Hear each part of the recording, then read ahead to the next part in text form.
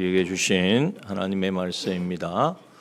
하나님의 말씀은 시편 46편 1절에서 11절 말씀, 구약성경 815페이지 전후에 있습니다. 835페이지 전후에 있습니다.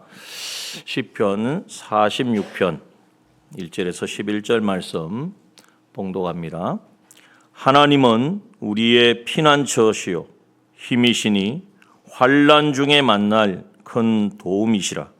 그러므로 땅이 변하든지 산이 흔들려 바다 가운데 빠지든지 바닷물이 흉용하고 뛰놀든지 그것이 넘침으로 산이 요동할지라도 우리는 두려워 아니하리로다. 한 시내가 있어 나뉘어 흘러 하나님의 성 곧 지극히 높으신 자의 장막의 성소를 기쁘게 하도다.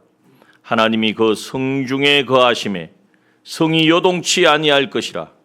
새벽에 하나님이 도우시리로다. 이방이 혼화하며 왕국이 동하였더니 저가 소리를 발하심에 땅이 녹았도다. 만군의 여호와께서 우리와 함께 하시니 야곱의 하나님은 우리의 피난처시로다. 와서 여호와의 행적을 볼지어다. 땅을 황무케 하셨도다. 저가 땅끝까지 전쟁을 쉬게 하시며 활을 꺾고 창을 끊으며 수레를 불사르시는도다. 이러시기를 너희는 가만히 있어 내가 하나님됨을 알지어다. 내가 열방과 세계 중에서 높임을 받으리라 하시도다.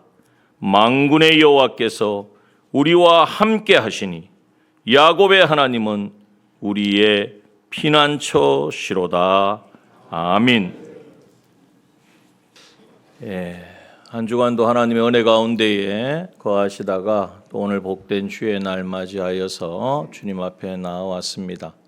한 주간 동안 많은 일들이 있으셨을 건데 그 중에 한 가지가 마지막 달력을 넘기셨습니까?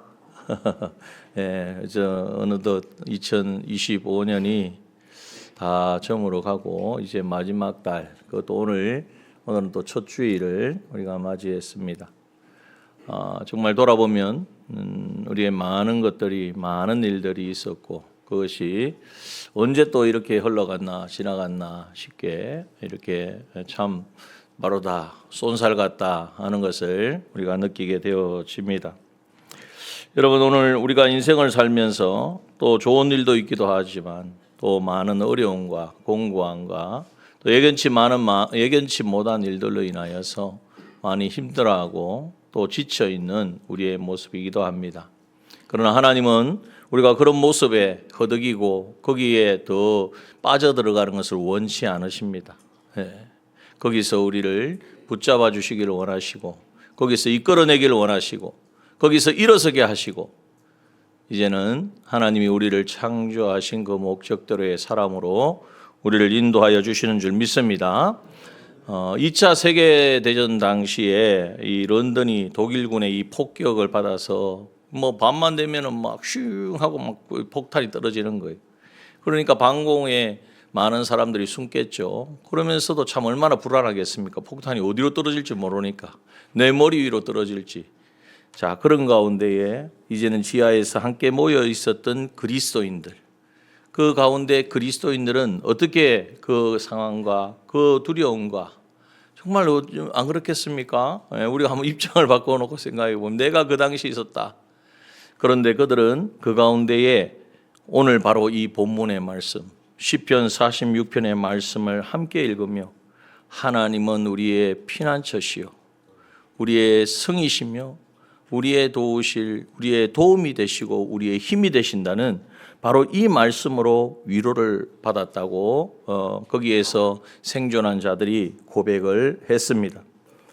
전투기의 그 폭격은 그 고백을 한다고 멈춰진 건 아닙니다. 계속해서 그것이 폭격했지만 그들의 마음이 하나님 여기서 살려주십시오. 여기서 아무런 어려움 당하지 않게 하여 주십시오. 정도가 아닌 것이죠. 너희는 가만히 있어. 그가 하나님됨을 알지어다 라고 고백하는 이 고백이 마음속에 계속의 고백이 하나님, 모든 것을 주관하시는 하나님, 이 폭격도 하나님께서 주관하시는 것을 알고 그 가운데 원망과 불평이 아니라 흔들리지 아니하고 하나님 앞에 내가 믿음을 지켜 주님 앞에 설 그날을 준비할 수 있었던 것입니다. 오늘 특별히 오늘 우리의 이 현대의 삶은 너무나 복잡다단합니다. 정말 어떤 일이 어떤 상황이 펼쳐질지 밤낮 자고 나면 새로운 소식이고 또 그것이 나와 전혀 무관하지 않은 그러한 시대를 우리는 살고 있습니다. 이러한 가운데에 우리는 어떤 삶을 영위해야 하는가? 하나님이 우리를 이 땅에 두신 그 목적들의 삶을 어떻게 살아낼 것인가? 그 답은 다른 곳에 있지 않고 바로 하나님의 말씀 속에 있습니다. 특별히 오늘 본문의 말씀, 이 말씀을 통하여서 우리의 다시 우리의 믿음, 우리의 신앙, 우리의 걸음을 다시 재정립할 수 있는, 특별히 또 한 해가 저물어가는 이 시점에서 다시금 우리의 모든 것을 다시 하나님 앞에 내어놓고 정립할 수 있는 그러한 시간이 되기를 원합니다. 오늘 이 1절의 말씀에 보면 이렇게 고백합니다. 이 시편의 저자는요, 찬양시인데요. 하나님은 우리의 피난처시요 힘이시니 환난 중에 만날 큰 도움이시라. 이 고백이 그냥 참 그렇고 들어보니까 그렇구나, 맞다, 이 정도가 아니고요. 이것은 그냥 경험해 보지 아니하고는 나올 수 없는 고백입니다. 그냥 상상 속에 하나님 날 도우셔, 나의 힘이 되시지, 나를 하나님께서 인도해 주실 거야, 도와주실 거야, 이 정도 가지고 이런 고백이 나올 수가 없는 거예요. 하나님은 정말 피난처시더라.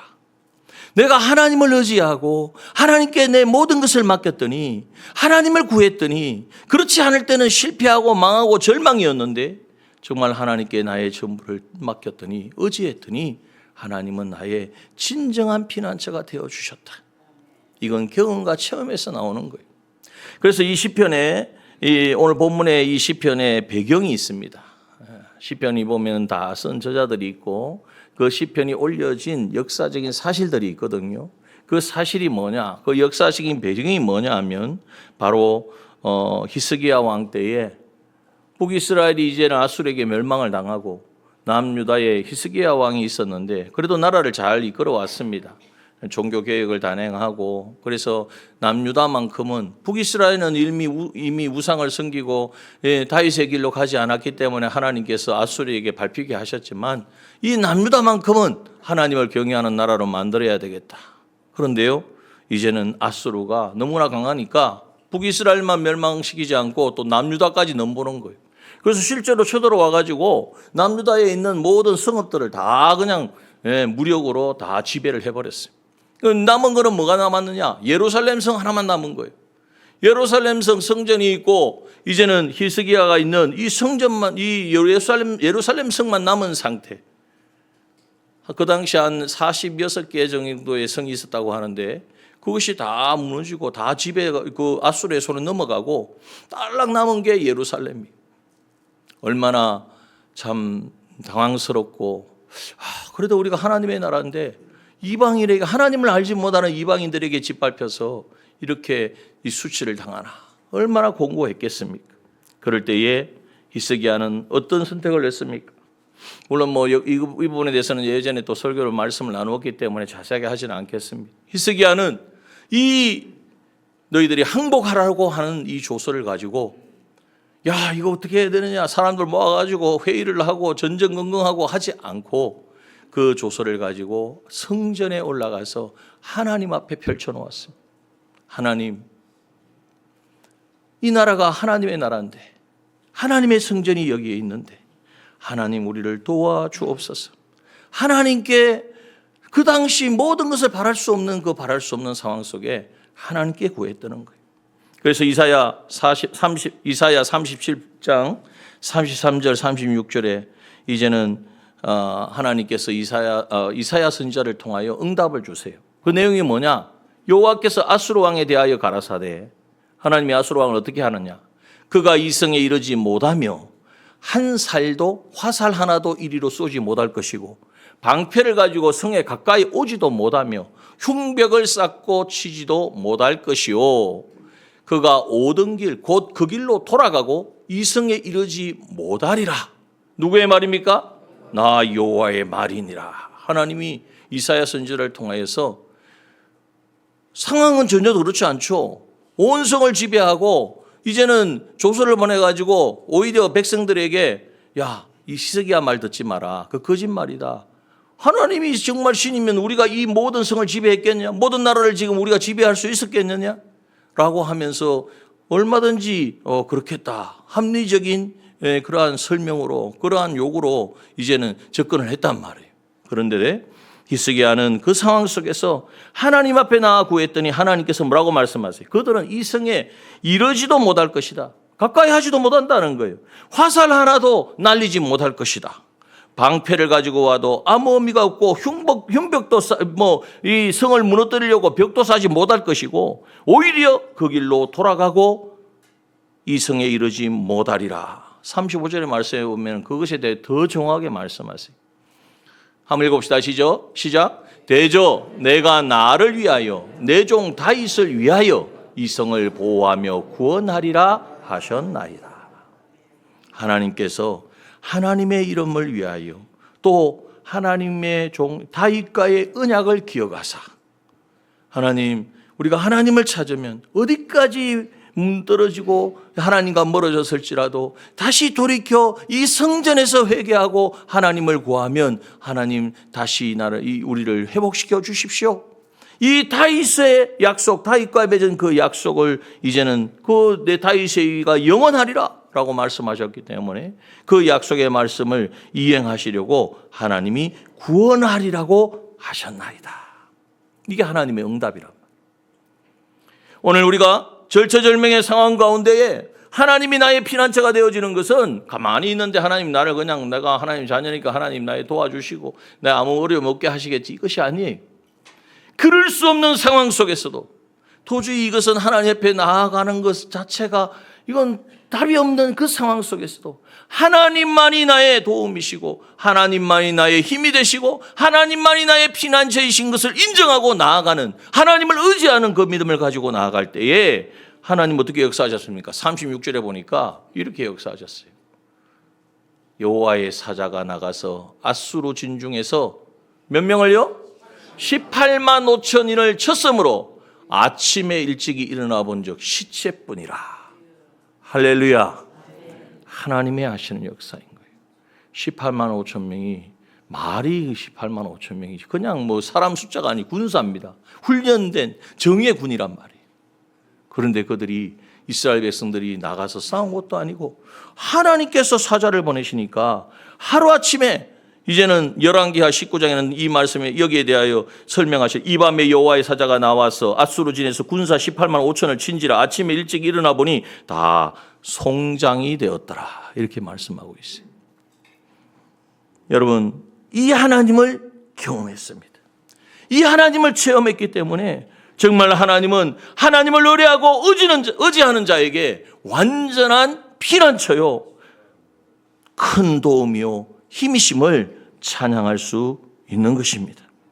여러분 정말 그럴까 의심들지는 않습니까?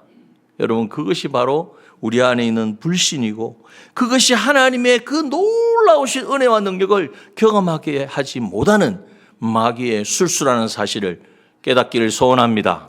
그래서 여러분 그런 마음이 말씀은 그런데 내 삶에는 그런 일이 일어나지 않아. 그게 바로 마귀가 주는 마음이에요.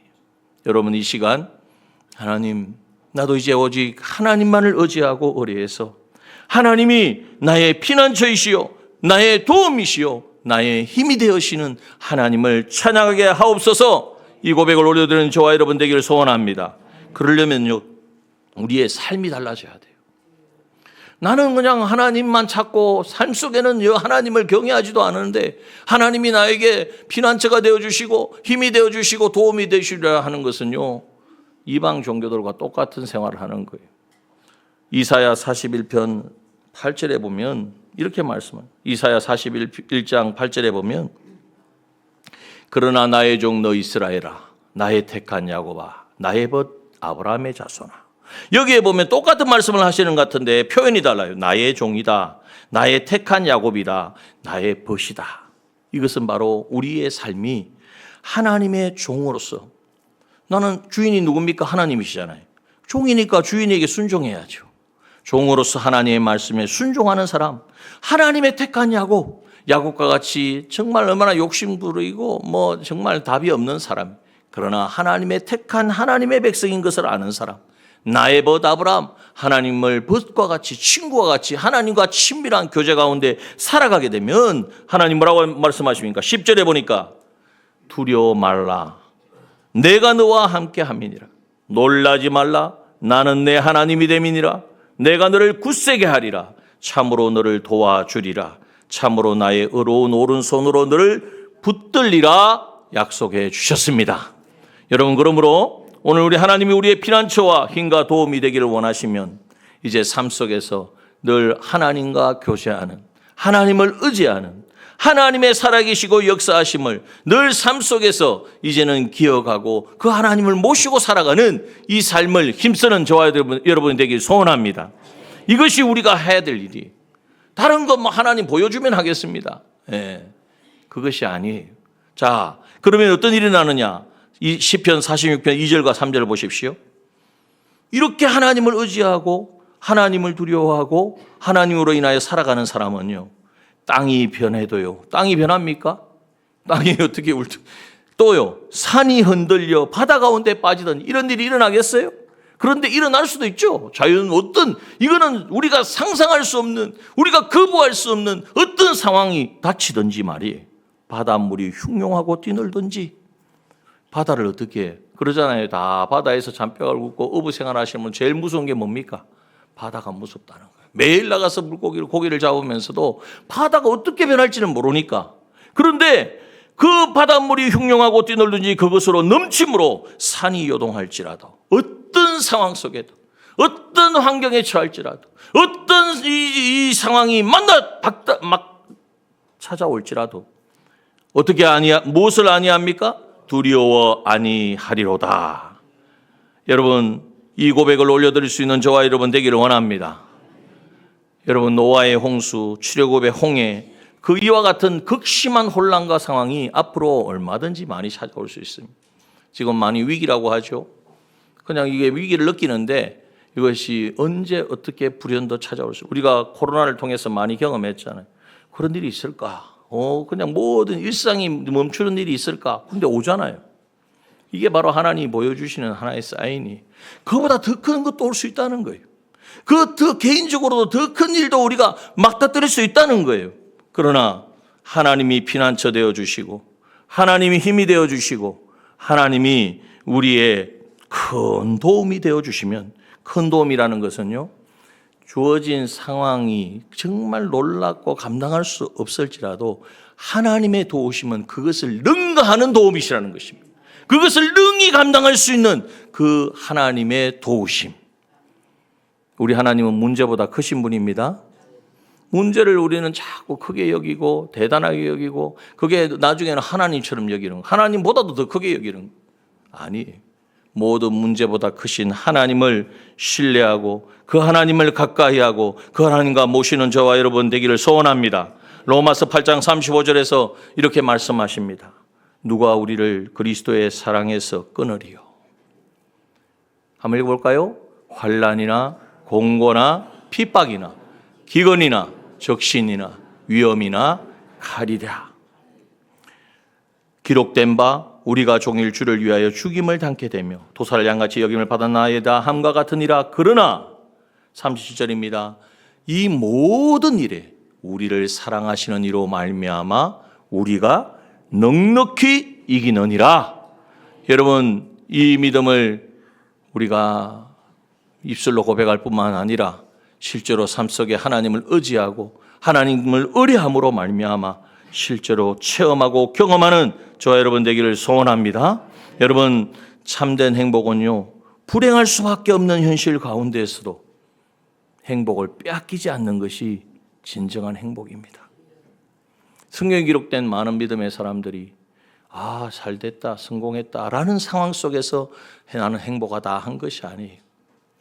그 크신 하나님이 나의 피난처 되어시고 나의 힘이시고 나의 큰 도움이신 것을 내가 빼앗기지 않고 있을 때에 그들은 늘 그 속에서 하나님을 찬양할 수 있었고 하나님을 기대할 수 있었고 하나님의 하실 일들을 이제는 소망할 수 있었던 것입니다. 그러므로 여러분, 우리 믿음의 선진들, 수많은 순교자들이 있잖아요. 그 순교자들이 그 마지막 순간에 어떻겠습니까? 막 두려움에 떨리면서 정말 이렇게 내가 죽으면 어떡하나? 정말 내 남은 자녀들은 어떡하나? 이런 가운데 그들이 그 순교를 당했겠습니까?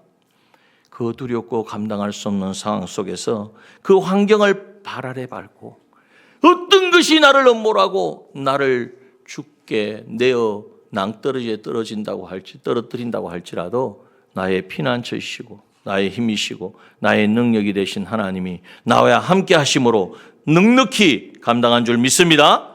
여러분, 오늘 그래서 우리가 이제는 이것을 소망해야 돼요. 그래서 이제 우리는 어디에 힘써야 되느냐? 그게 두 번째인데요.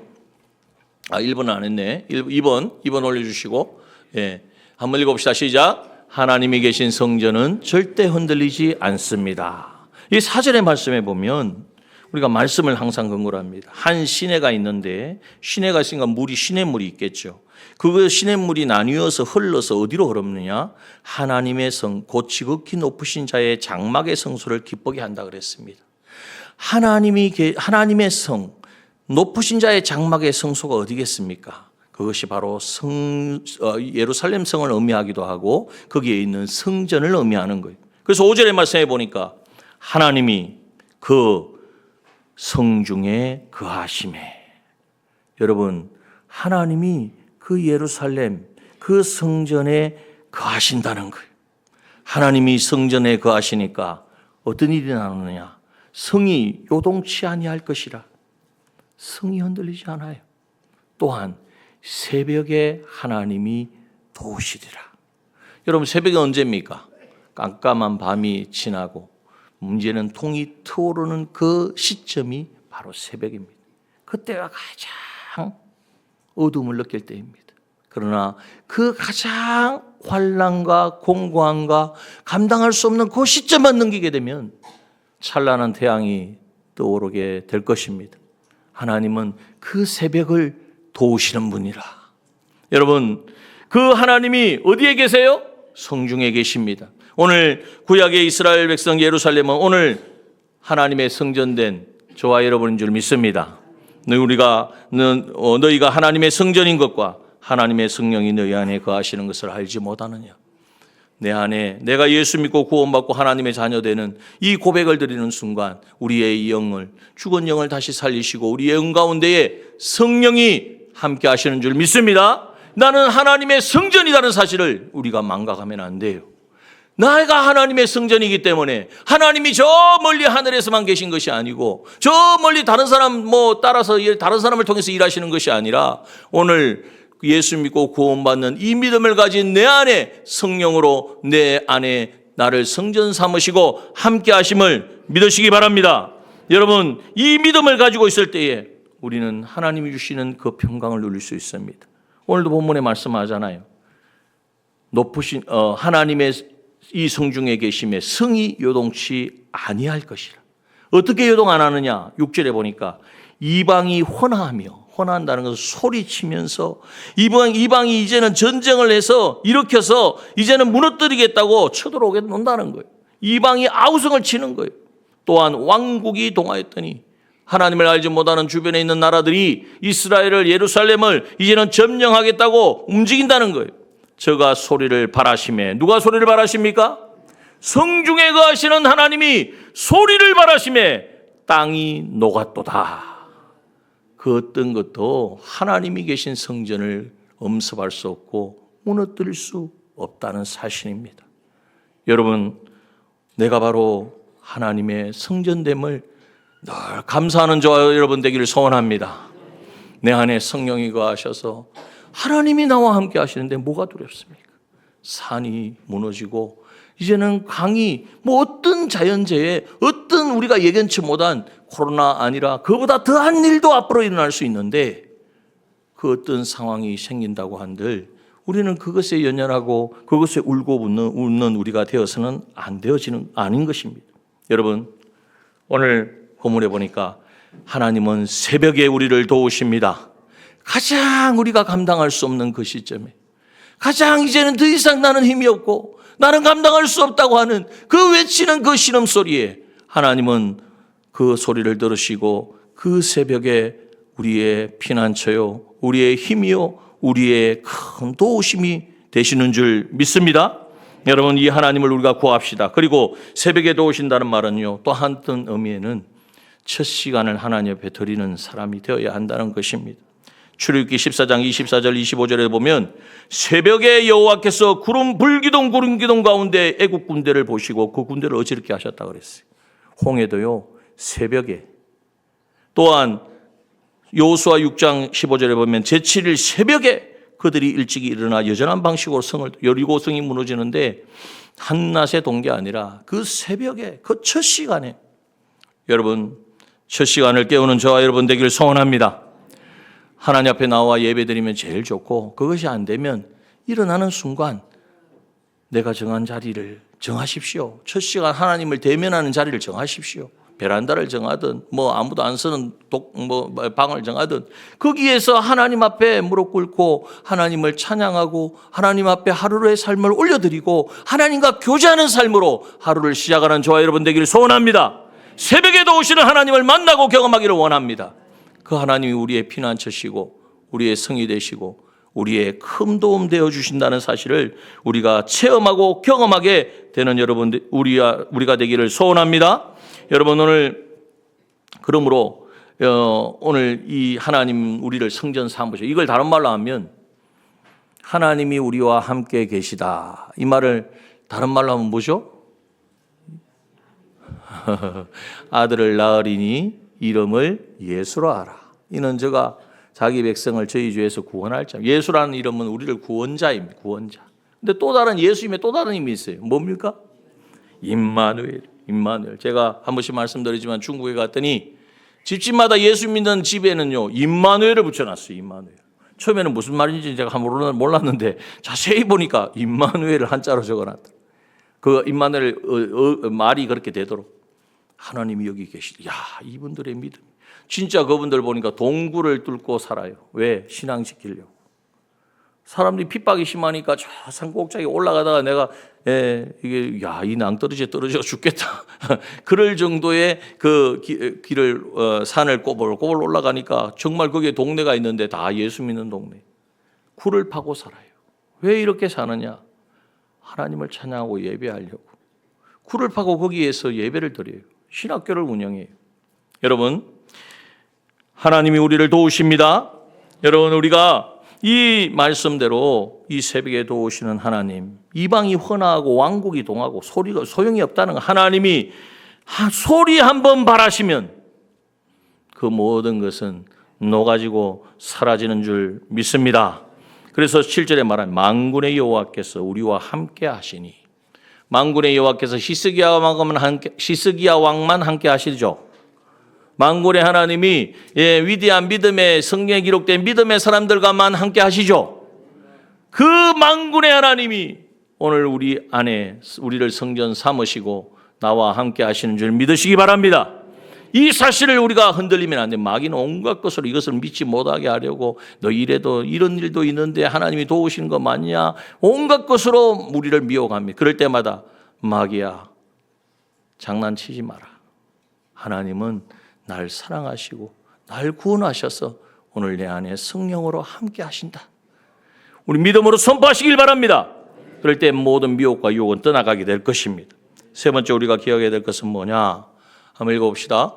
시작. 하나님을 절대 믿음과 순종으로 피난처 되신 하나님을 경험합시다. 여러분 8절부터 보시면 와서 여호와의 행적을 볼지어다. 와서 보라는 거예요. 뭘 보느냐? 하나님이 땅을 황목해 하셨도다. 땅의 모든 것이 하나님의 그 목소리, 소리 한 번에 다 녹아지고 그것을 하나님께서 주권하신다는. 또 9절에 보니까 저가 땅끝까지 전쟁을 쉬게 하시며 활을 꺾고 창을 끊으며 수레를 불사르시는도다. 전쟁을 위하여 준비한 모든 무기가 아무 소용이 무용지물이에요. 실제로 그랬지 않습니까? 아수르가 얼마나 엄청난 군사력을 가지고 더 장비를 가지고 쳐들어왔는데 하루아침에 18만 5천 명이 송장이 되니까 그게 무슨 소용이 있겠어요? 그 많은 준비한 것이 도대체 무슨 의미가 있느냐 말이에요. 여러분, 이분이 우리 하나님이신 줄 믿습니다. 그러므로 우리가 이러한 하나님이 히스기야 왕 때에만 그러한 하나님이 아니라 오늘 나의 하나님이신 줄 믿으시기 바랍니다. 여러분, 그 하나님을 우리가 의지하고 그 하나님을 경험하려면 어떻게 해야 될까요? 그래서 결론입니다. 10절을 보십시오. 이러시기를 하나님이 말씀하십니다. 다 같이 읽어볼까요? 시작. 너희는 가만히 있어 내가 하나님 됨을 알지어다. 내가 열방과 세계 중에서 높임을 받으리라 하시도다. 아멘. 여러분, 우리가 할 일은 뭡니까? 뭐 해야 되죠? 하나님은 뭐 하라고 말씀하세요? 하나님 명령이 무엇입니까? 가만히 있으라고. 가만히 있으라면 딱 부동자세로 차렷하고 꼼짝도 안 하고 있으란 말입니까? 호흡도 하지 말고.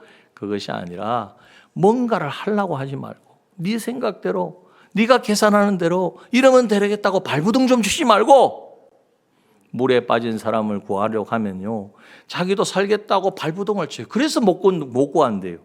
힘을 쫙 빼고 나를 구출하러 오는 그 사람에겐 자기 몸을 다 맡기면 알아서 이끌어 줄 건데, 인도에서 저 밖으로 물 밖으로 나가게 할 건데 나도 살겠다고 발부둥 치니까 같이 죽는 거예요. 같이. 여러분, 하나님이 우리의 피난처이시고 우리의 도움이시요 우리의 힘이심을 할 때에 우리는 가만히 있어야 합니다. 이 말은 아무것도 하지 말라는 거 아니에요. 절대 주권자이신, 이 상황까지도 주관하고 계신 하나님께, 하나님은 나를 사랑하시는 하나님이시기 때문에, 열방과 세계 중에 높임을 받으실 하나님이시기 때문에, 하나님은 손해보지 않는 하나님이고 후회치 않는 하나님이시기 때문에 그 하나님께 나의 모든 삶을 맡기라는 것입니다. 여러분, 우리 하나님께 맡기고 삽니까? 하나님 대답을 안 하시니까 못 맡기시는 말이에요. 하나님이 좀 불안하시죠. 맡기려니까 좀 불안하시죠. 예, 통장에 은행은 믿고 은행에 돈은 맡기겠는데 하나님께는 못 맡기시죠. 여러분, 맡겼다가도 또 아침에 맡겼다가도 또 점심때 찾고 저녁에 너무 찾아서. 여러분, 하나님께 맡기는 저와 여러분 되기를 소원합니다. 하나님은 손해가 없습니다. 실수가 없습니다. 후회하심이 없습니다. 하나님의 절대 주권에 모든 것을 맡기고, 그럼 나는 가만히 뭐 하느냐?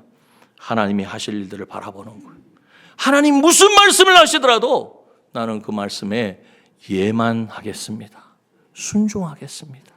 여러분, 절대적인 믿음, 그 믿음은 절대적인 순종으로 증명이 되어지고 그 순종을 통하여서 하나님은 역사하십니다. 우리가 그토록 바라는 18만 5천 명이 뭐 대수겠습니까? 그뿐만 아니라 우리가 감당할 수 없는 처해 있는 모든 어려움과 공고함, 하나님은 얼마든지 그 문제를 해결해 주실 수 있는 분인 줄 믿습니다. 종교개혁자 마틴 루터가 1517년 10월 31일 95개의 조항의 반박문을 이제는 독일 비텐베르크 대학교 정문에 내걸었습니다. 그러니 그게 뭐냐면 생명을 내건 거예요. 생명의 위협을 무릅쓰고 이제는 내걸었고 결국 종교재판에 붙여졌습니다. 그래서 사람들이 종교재판에 이제 가야 되는데 가면 죽는다는 걸 아니까 사람들이 못 가게 했어요. 안 됩니다. 피해야 됩니다. 이 어려움은 소나기는 피해 가야 된다고 온갖 것으로 얼마든지 납득할 수 있는 이야기를 했겠죠. 그런데 그때 마틴 루터가 이렇게 이야기를 했습니다. 사람들을 모아놓고 오늘 찬양 하나를 배울 것인데 이 찬양의 고백이 내가 앞으로 나아갈 삶의 고백입니다 라고 하면서 이 찬양을 부르게 했는데 그 찬양이 뭘까요? 그 찬양이 바로 내 주는 강한 성이요. 우리가 너무나 잘 아는 찬송가 384장, 내 주는 강한 성이요 방패와 병기 되시니 큰 환난에서 우리를 구하여 내시리로다. 그런데 이 찬양이요, 마틴 루터가 이렇게 고백한 이 찬양이 나중에 보면 1940년도 부활절 아침에 평양에 있는 산정형 교회에서도 불려졌어요. 어떻게 그것이 불려졌냐 하면 그 당시 주길철 목사님이 이제 신사참배를 하지 않고 일제에 반대하니까 잡혀가게 된 거예요. 일제치하에서 독립운동을 돕고 이제는 이 말씀을 전하니까 신사참배를 하지 못하게 하니까 이제 끌고 가는 거죠. 그럴 때에 주 목사님이 하신 말씀이 자, 다른 곳에 가지 마시고 이 예배당에서 하나님을 예배하십시오. 그리고 우리가 같이 찬양합시다. 무슨 찬양을 했을까요? 바로 내주는 강한 성이요. 하나님이 우리의 산성이시기 때문에 때로는 우리 인생 가운데 수많은 역경과 도전이 올지라도 하나님은 우리를 반드시 성립케 하실 것입니다. 하나님 내주는 강한 성이요. 이 찬양의 고백을 올려드렸어요. 그리고 잡혀가셨어요. 그런데 이 찬양을 드린 후에 이 공산당들이 그냥 안 두잖아요. 주기철 목사님 이제는 잡혀가고 나니까 후임으로 또 다른 목사님이 왔는데 그 목사님에게 목숨을 위협하면서 다시 예배를 드리면 다 그냥 예배당에 들어가서 다 죽이겠다고 엄포를 놓았어요. 아니죠. 엄포가 아니 실제로 그렇게 할 수 있습니다. 그런데요. 그 다음날 아침에도 주일이 아닌데도 성도들이 모였어요. 모여서 그들이 하나님을 찬양합니다. 무슨 찬양을 했을까요? 내주는 강한 성이요 방패와 병거 되시니. 세상에는 온갖 대적으로 가득 차 있습니다. 우리의 믿음을 실패케 하고 실패케 하는 게 힘들고 어려울 때만 실패케 하는 것이 아니라 평안하고 아무 문제가 없고 이것도 우리를 실패케 하는 거예요. 마음을 놓아버리거든. 우리 먼저 고난을 어려움을 당하신 세대들은 그런 부분을 잘 아시지만은 이제 3040 우리 다음 이 세대들은요 어떻게 보면 그런 걸 전혀 모릅니다. 경험하지 못했기 때문에 풍요 가운데 자랐기 때문에 사실 고난에 대해서 핍박에 대해서 의식하지 못해요. 그런데 생각해 보면 이러한 어떤 평안함, 주어진 어떤 자유 그 가운데에서도 오직 하나님 한 분만을 의지하고 하나님만을 인정하고 나아가는 이 믿음의 삶, 이 삶을 살아내는 것은요 그거 뭐 어려운 일도 아닌데 왜 그래? 그렇게 할 일이 아니에요. 그것 또한 너무나 힘들고 감당하기에 벅찬 그러한 신앙의 걸음입니다. 그럼에도 불구하고 오늘 우리가 그것을 어떻게 감당해 나갈 수 있는가? 여러분 오늘 이 본문의 말씀을 늘 묵상하시기 바랍니다. 하나님은 나의 피난처이시오 힘이시오 환난 중에 만날 큰 도움이시로다. 하나님이 이 성중에 거하심에 성이 요동치 아니할 것이라 새벽에 하나님이 도우시리로다. 너희는 가만히 있어 내가 하나님됨을 알지어다. 내가 열방과 세계 중에서 높임을 받으리라 하시도다. 하나는 오직 하나님만 바라보겠습니다. 하나님 한 분만 의지하겠습니다. 하나님 무슨 말씀을 하실지라도 그 말씀 따라가는 자가 되겠습니다. 하나님 나를 통하여 계획하신 하나님의 놀라운 구원의 역사가 이루어지기를 원합니다. 하나님의 영광이 나타나기를 원합니다. 그 일을 통하여 내가 하나님을 알게 되기를 원합니다. 하나님을 경험하기를 원합니다. 그래서 나의 입술로도 하나님은 정말 나의 피난처이시고 하나님은 정말 나의 힘이 되시고 하나님만이 나의 큰 도움이시라고 고백할 수 있는 내가 되기를 원합니다. 이 고백을 올려드리는 이 고백이 날마다 우리의 새벽을 깨우고 날마다 삶 속에서 하나님 앞에 찬양으로 올려지고 그래서 내주는 강한 성이요 이 찬양이 우리의 입술에서 끊이지 않고 하나님께 올려지는 그래서 하나님의 영광의 그 참회의 자리에 다 우리가 나아가는 우리 남정의 모든 믿음의 권속들 여기 모인 우리 지체들 다 되시기를 주님의 이름으로 축원합니다. 함께 기도하겠습니다.